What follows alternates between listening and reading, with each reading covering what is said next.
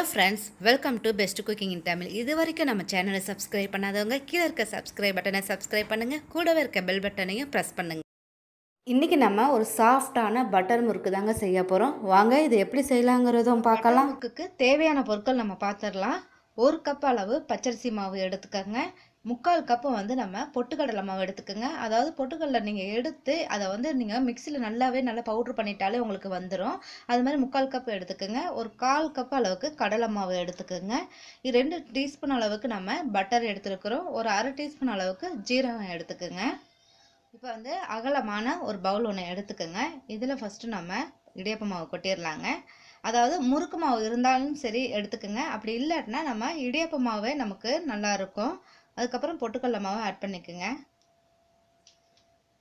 இதோட கடலை மாவை ஆட் பண்ணிக்கோங்க. இதுக்கப்புறம் நம்ம இதில் வந்து பட்டர் ஆட் பண்ணிக்கலாங்க.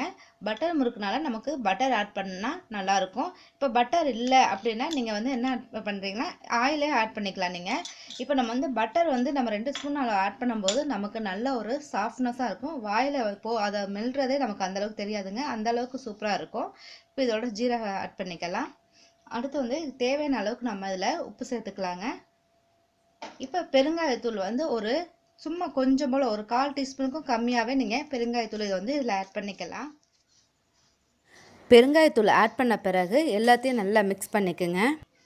பாருங்கள், இதை வந்து நல்லா பிணைஞ்ச பிறகு என்ன பண்ணுறீங்கன்னா இப்போ இதில் வந்து கொஞ்சம் கொஞ்சமாக தண்ணி வந்து அப்படியே ஊற்றிடாமல் கொஞ்சம் கொஞ்சமாக லைட்டாக தொளிச்சு இதை வந்து நீங்கள் என்ன பண்ணுறீங்க, சப்பாத்தி மாவு நம்ம பிணையிறோம்ல அதோட கொஞ்சம் சாஃப்டாக வந்து பிணைஞ்சால் நமக்கு நல்லா இருங்க. நான் வந்து தண்ணி வந்து எனக்கு வந்து ஒரு 1/4 டம்ளர் அளவுக்கு தான் தேவைப்பட்டுச்சு.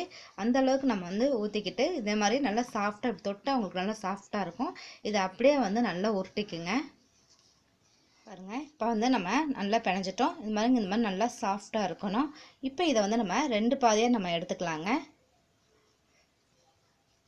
இப்போ 2 பாதியாக நம்ம எடுத்த பிறகு இதை என்ன பண்ண போகிறோம்னா இப்போ முறுக்கு அச்சு எடுத்துக்கோங்க. இப்போ நான் 3 ஸ்டார் உள்ள அச்சு வந்து இதில் வச்சுருக்கேன். இப்போ இதை வந்து நம்ம போட்டுடலாம்.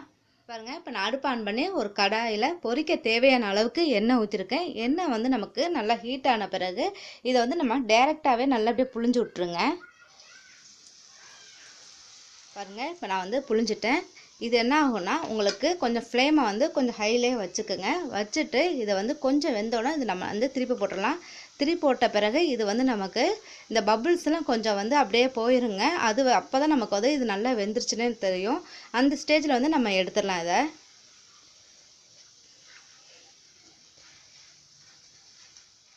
பாருங்கள், இப்போ முறுக்கு வந்து நமக்கு நல்லாவே வெந்துருச்சு. கலரும் கொஞ்சம் வந்துருச்சு பாருங்கள். இப்போ இந்த ஸ்டேஜில் நம்ம எடுத்து இதை வந்து ஒரு பிளேட்டில் வச்சிடலாங்க. இப்போ முறுக்கு எல்லாத்தையுமே நான் எடுத்து ஒரு பிளேட்டில் வச்சுருக்கேங்க. ரொம்ப அருமையான பட்டர் முறுக்கு நமக்கு ரெடி ஆயிடுச்சுங்க. ரொம்ப கிறிஸ்பியாக இருக்கும். நீங்கள் எடுத்து லைட்டாக இப்படி உடச்சி இப்படி பண்ணால் கூட பாருங்கள் நல்லா வந்து முறுமுறுன்னு இருக்கும். பார்த்தீங்களா, இந்த மாதிரி இருக்கும் உங்களுக்கு. அதாவது வாயில் சாப்பிடும்போது அது கரையிறதே தெரியாதுங்க. அந்த அளவுக்கு நல்லா டேஸ்ட்டாக இருக்கும்.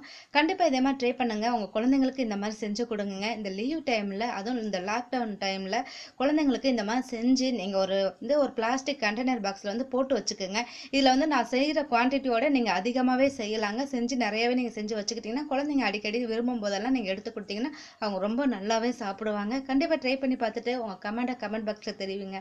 லைக் பண்ணுங்கள், ஷேர் பண்ணுங்கள், மறக்காமல் சப்ஸ்கிரைப் பண்ணுங்கள். Thank you viewers.